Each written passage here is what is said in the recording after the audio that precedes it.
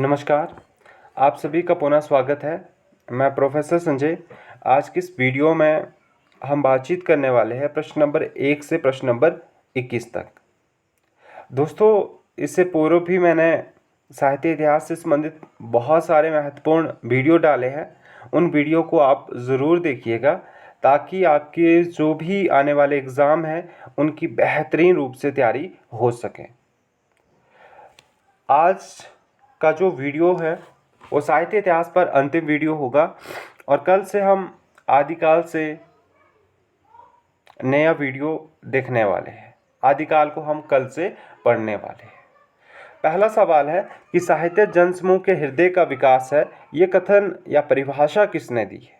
तो ये बालकृष्ण भट्ट की परिभाषा है और जैसा कि आप सभी को विदित भी है कि बालकृष्ण भट्ट ने ये साहित्य जनसमूह के हृदय का विकास है ये निबंध भी लिखा था।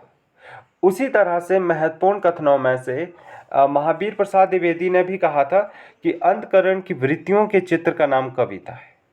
उसी तरह से भारतेंदु हरिश्चंद्र ने कालचक्कर नामक पुस्तक में हिंदी नई चाल में ढली कथन को सम्मिलित किया था। मनुष्य ही साहित्य का लक्ष्य है, यह हजारी प्रसाद द्विवेदी का कथन है। अगला सवाल था कि इन इतिहास ग्रंथों को कालक्रम के अनुसार सही व्यवस्थित करना है। तो इसमें आप सभी को पता है सबसे पहला जो इतिहास था वो गार्सद ने लिखा था, इस्तवारदा ला लितेतर एंदु हिंदुस्तानी। दूसरा है शिव सिंह सेंगर का है, फिर मॉडर्न वर्नाक्युलर लिटरेचर ऑफ हिंदुस्तानी है और फिर है मिश्र बंधु विनोद है। तो इस तरह से इसका जो हो जाएगा वो बी विकल्प इसका सही हो जाएगा। भाषा काव्य संग्रह किसकी कृति है? तो महेश दत्त शुक्ल की है और हिंदी भाषा में लिखा गया प्रथम इतिहास भी इसको माना जाता है। हालांकि शिव सिंह सरोज, जिसके लेखक शिव सिंह सेंगर को माना जाता है, उसको हिंदी भाषा में लिखा गया दूसरा इतिहास माना जाता है। उसी तरह से ये 1873 में लिखा गया था। हिंदी साहित्य का जो इतिहास है रामचंद्र शुक्ल जी ने लिखा था, 1929 में लिखा था। मिश्र बंधु विनोद जो कि 4 भागों में है और इसके जो प्रथम 3 भाग है वो 1913 में प्रकाशित हुए थे और जो चौथा भाग प्रकाशित हुआ था वो 1934 में प्रकाशित हुआ था। मिश्र बंधु में 3 भाई आते हैं, श्याम बिहारी, सुखदेव बिहारी और गणेश बिहारी। ये 3 कवि आते हैं। अगला सवाल है प्रश्न नंबर 104, हिंदी साहित्य का अतीत के लेखक है। तो इसका सही उत्तर हो जाएगा कि जो हिंदी साहित्य का अतीत इतिहास लिखा था वो विश्वनाथ प्रसाद मिश्र जी ने लिखा था, है ना। यहाँ पे थोड़ी सी त्रुटि है, ये विश्वनाथ प्रसाद मिश्र जी ने लिखा था। ये 2 भागों में है, 1959 में प्रथम भाग आया था और 1960 में दूसरा भाग आया था। हिंदी साहित्य का वैज्ञानिक इतिहास ये भी 2 भागों में है, 1965 में ये प्रकाशित हुआ था और इसके जो इतिहासकार है वो गणपति चंद्रगुप्त को माना जाता है।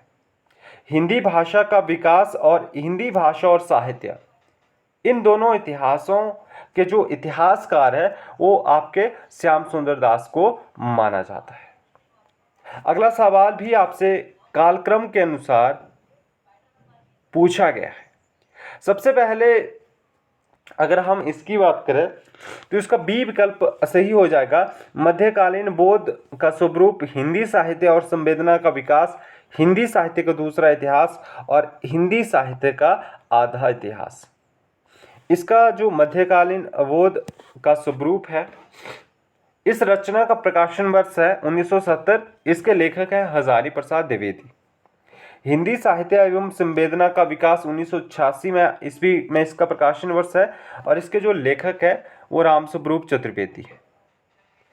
उसी तरह से हिंदी साहित्य का जो दूसरा इतिहास है वो 1996 ईस्वी में आया था और इसके जो लेखक है वो बच्चन सिंह को माना जाता है। हिंदी साहित्य का आधा इतिहास 2003 में आया था और सुमन राज्य ने इस इतिहास को लिखा था। अगला सवाल था कि हिंदी साहित्य की हिंदी साहित्य की इतिहास भूमिका, साहित्य इतिहास ग्रंथ किसने लिखा था? ये जो सवाल था वो गलत था, क्योंकि हिंदी साहित्य की जो भूमिका है, इतिहास नहीं आना था, तो भूमिका जो रचना है वो हजारी प्रसाद द्विवेदी की ये इतिहास ग्रंथ माना जाता है। आप सभी को पता है हजारी प्रसाद द्विवेदी ने 3 इतिहास लिखे थे। एक तो हिंदी साहित्य की भूमिका है, हिंदी साहित्य उद्भव और विकास है, और हिंदी साहित्य का आदिकाल है। ये तीनों जो इतिहास थे वो हजारी प्रसाद द्विवेदी ने लिखे थे।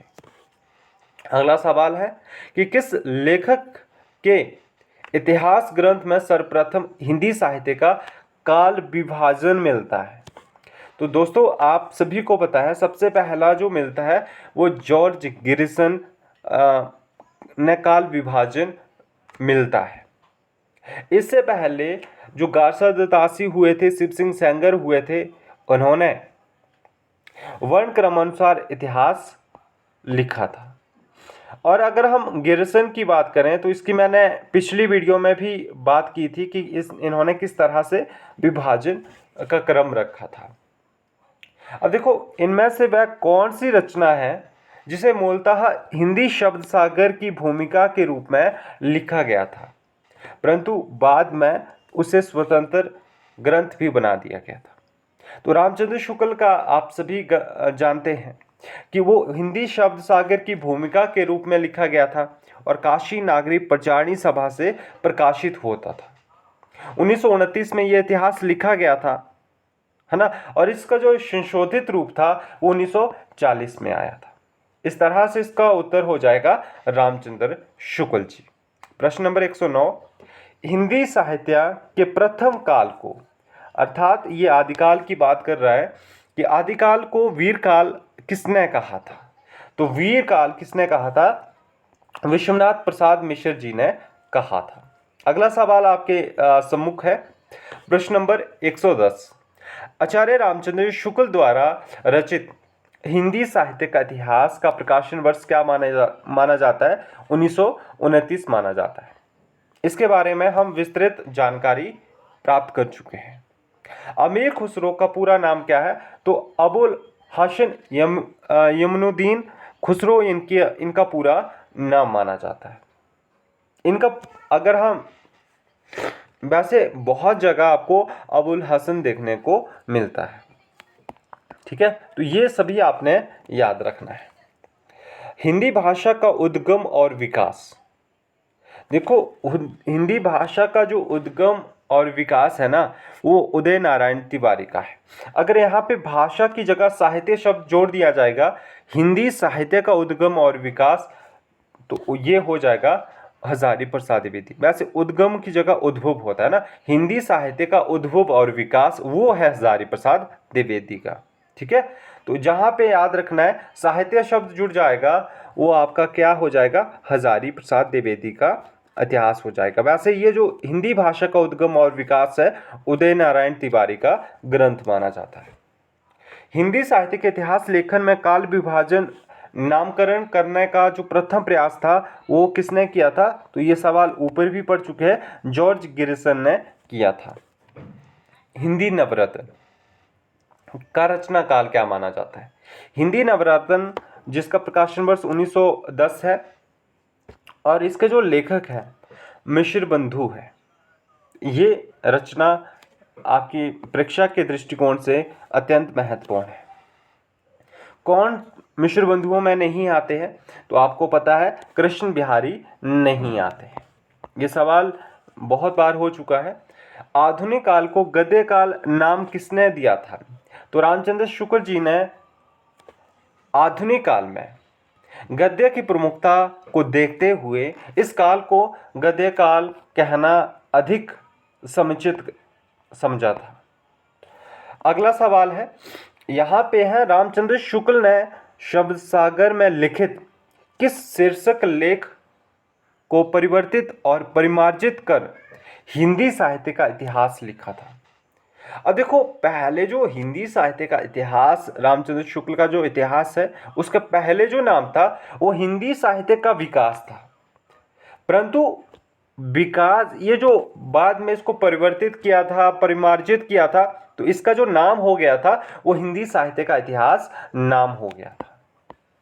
अगला सवाल है, हिंदी साहित्य के इतिहास लेखन की परंपरा में मिश्र बंधुओं ने किस ग्रंथ को अपना महत्वपूर्ण योगदान दिया था? तो एक है हिंदी शब्द सागर, एक है शिव सिंह सरोज, और तीसरा जो विकल्प है मिश्र बंधु विनोद है, और हिंदी साहित्य की भूमिका है। तो आप सभी को पता है, इसका आसान सवाल है, मिश्र बंधु इसका सही उत्तर हो जाएंगे।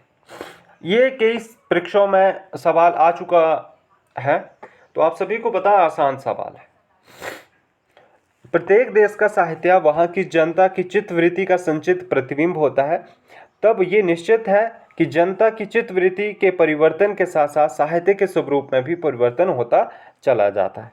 अगर ये कथन याद नहीं होता ना, चित्तवृत्ति याद रखिएगा। चित्तवृत्ति शब्द का इस्तेमाल किसने किया है? तो आचार्य रामचंद्र शुक्ल जी ने चित्तवृत्ति शब्द का इस्तेमाल किया है।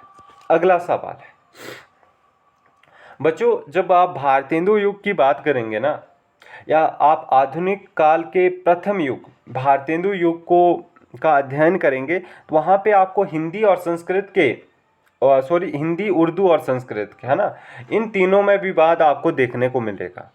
उस समय जो आधुनिक काल में संस्कृत निष्ठ हिंदी का पक्ष लेते थे वो लक्ष्मण सिंह लेते थे, और खड़ी बोली के जो पक्षधर थे वो अयोध्या सिंह थे। अब आगे चलते हैं। अगला सवाल पूछा गया है, आचार्य रामचंद्र शुक्ल के अनुसार भक्ति काल का समय क्या माना जाता है? तो ये सवाल आसान है। 1375 से संवत 1375 से लेकर 1700 तक माना जाता है।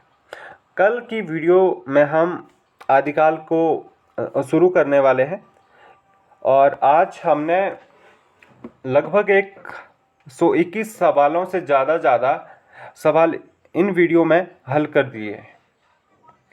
उम्मीद करता हूँ ये सभी जो प्रश्न थे वो आपकी परीक्षा के दृष्टिकोण से अत्यंत महत्वपूर्ण होंगे, और बच्चे ऐसे ही सवाल होते हैं जो हमें सफलता की ओर ले चलते हैं।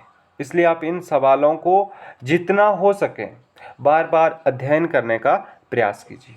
आप सभी का तहे दिल से धन्यवाद अंत तक वीडियो देखने के लिए।